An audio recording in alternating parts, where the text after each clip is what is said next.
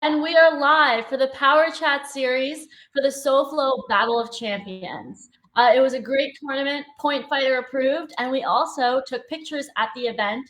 So we got some awesome memories to share with you guys. Here is a picture of Ronald, who's going to be our guest today. Ronald Zabala won the Power Ring. He is going to come on after I go through some pictures. You have here another picture of Ronald with his prize money.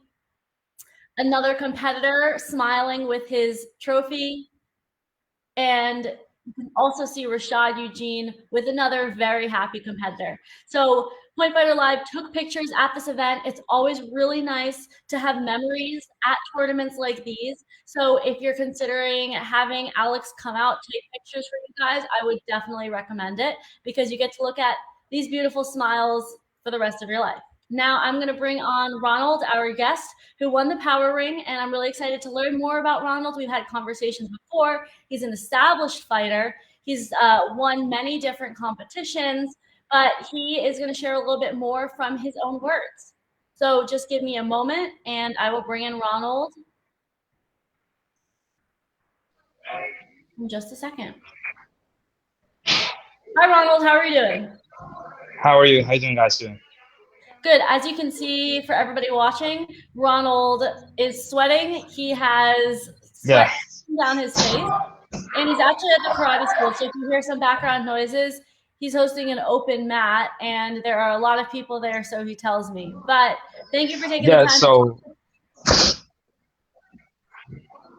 So how are you doing? And tell me how the tournament went, the SoFlo Battle of Champions. yeah. So that tournament is always very nice because it's a very family friendly tournament. It's more than for the adults. It's for the kids. So it's a very good tournament to start the kids to make them compete because I am also an instructor and some of them are very scared of competing. So I think that tournaments like SoFlo are very nice for kids that are scared of competing, and because it's a very when you get in there, you feel a nice environment, and you feel the parents, no matter if you lose or win, they always cheer you up. They always like hug you and all that stuff. Okay. Okay.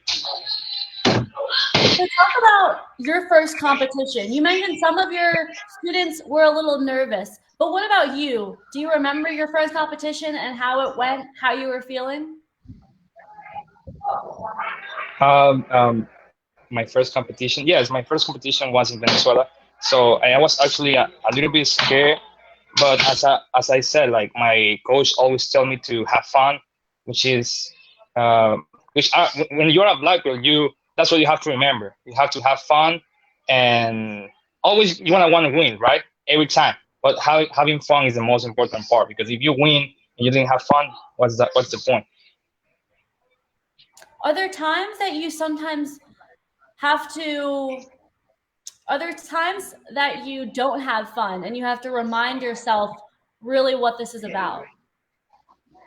Yeah, so it happened to me like recently at the Battle of Atlanta.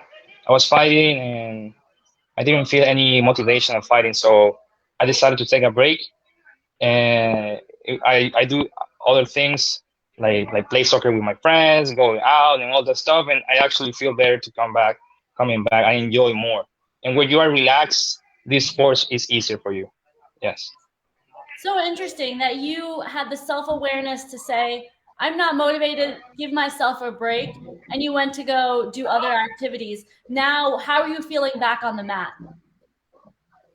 I feel really nice. Like uh, when you do other sports, like the important part is that you never stop, right? Because you gotta be active all the time. Do some jogging, some running, some weights, and also like with friends because that was what happened to me. I was training by myself all the time. I don't know what happened to me, so I decided to train with more people, get a lot of friends, and that's how you get motivated to go to tournaments. That's how you get motivated. Great. Now, talk to me a bit more about the SoFlo battle. How was the competition, and what were some of your fights like? Oh yeah, so SoFlo, I was before that day. I woke up at 5 a.m. and I had they called me from my other work that my one of my friends got sick and I had to go. So I went to my work and I talked to them to get out earlier so I could go to SoFlo and judge and help in some things. So I went there, I helped, and my instructor, Master Assessor, who is the owner of the tournament, he's the promoter. He told me, "Hey, do you want to spar?" And I said, "Oh, why not?" So I just put my uniform and my gear, and I spar. So you weren't mentally prepared the day before to go out and fight, but you geared up and you won. What led to that win? Excuse me? What led to that win? How did the fights go? And ultimately, you were the one on top. Oh yeah. So what happened was like sometimes all the fighters they take this super serious, and they get tight and they get nervous, and that doesn't work. So I just went there. I got changed, and I say, okay, let's go. Let's do some spar. And if you are prepared, if you've been preparing yourself, training with your sparring partners, with the kids, if you are prepared, if you have confidence in yourself, that's how things flow, you know. So I just got changed, put my gear, did some stretches, some kicks, and I started fighting. You sound like very laid back, relaxed, level headed, calm. But are there times ever where you get tense or stressed, maybe for big fights or against really big names? Yes. So it was funny because you might remember this one, the Pro Point Two. I remember. I think. Well, I was in my bedroom, and they called me. Hey, Coca got sick, and so you want to replace him to fight? And I said yes. Okay, so I said yes. I wasn't prepared, so I just went there to Atlanta, right? And then they told me that I had to fight Jack Felton. So other person will say, "Oh my God, Jack Felton, I get tired. I won't sleep tonight." So what I did was I said, "Okay, I had nothing to lose. I want to show my skills, and I did the best I could in that fight, and I actually feel I did a very good fight." That's great, a great mentality. Now, coming from that fight, fighting Jack Felton, such a high level competitor, and now you making a real name for yourself on the circuit. What are some of your next achievements, next goals that you're looking forward to? Oh, right now I'm just focusing on my work, being an instructor here, and I'm finishing my accounting degree as well. Um, because I don't want to, when you think about your goals, eh, that's what happened to me. When I think too much about my goals, I just get stressed. I get stressed because there are a lot of people there also competing, right? Good people, very talented. So you just have to focus on yourself or improve day by day, step by step. Okay, so if I kick 50 times today, I'm gonna kick 51 tomorrow. So you gotta focus on yourself. And every time you go there to a tournament, let's say you go to US Open, if this time I win two fights, next year I win three. The other year I win four. So that's how you get better. So you don't have to worry about the big goal, which is winning an overall. Just worry about winning five by five, and that's how I get motivated right now. Because back then, I used to focus on, oh, one day I want to be a diamond ring winner or a Warrior Cup winner, and I realized that there is a lot of work I need to put on. So I just thinking step by step. It sounds like you're also very busy. You seem to have another job. You're working on your accounting degree. You're teaching and Yes. you're training by yourself. How do you find enough time in the day? And what does your schedule look like? So a normal day, because I work in my like here at Premier Martial Arts, and I also work in a supermarket right now, right? So and right now I'm in a break of studying because I just graduated from college. I just need 2 more years to finish my degree. So a normal day would be like I wake up like at 7 or 8.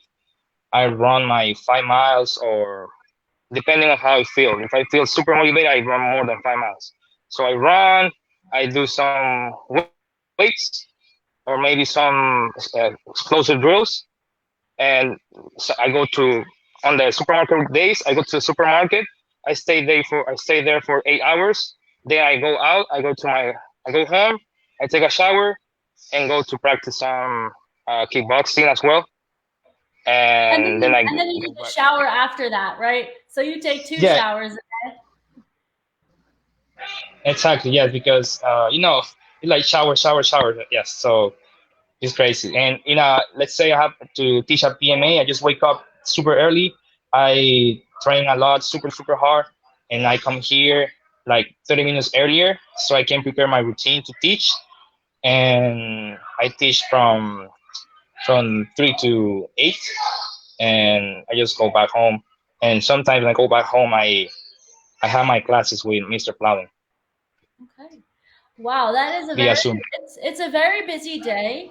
Not only are you juggling martial arts, but a full-time job that's 8 hours a day turns into 40 hours a week. I mean, it's really impressive, Ronald. Now, how do you you mentioned that making progress motivates you, but what else motivates you to stay busy, to stay active, and ultimately reach your highest potential?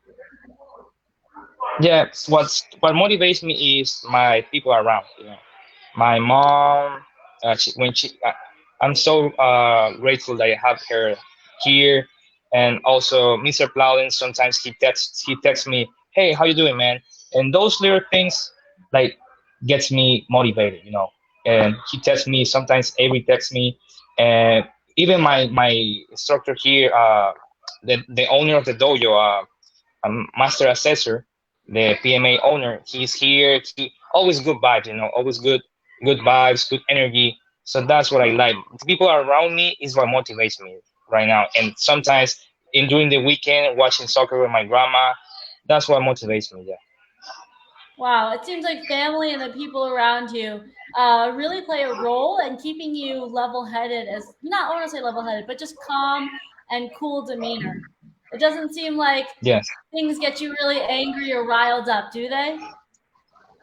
No, it's just like I have been through so many things that right now to get me real angry is so hard. Like it's really hard.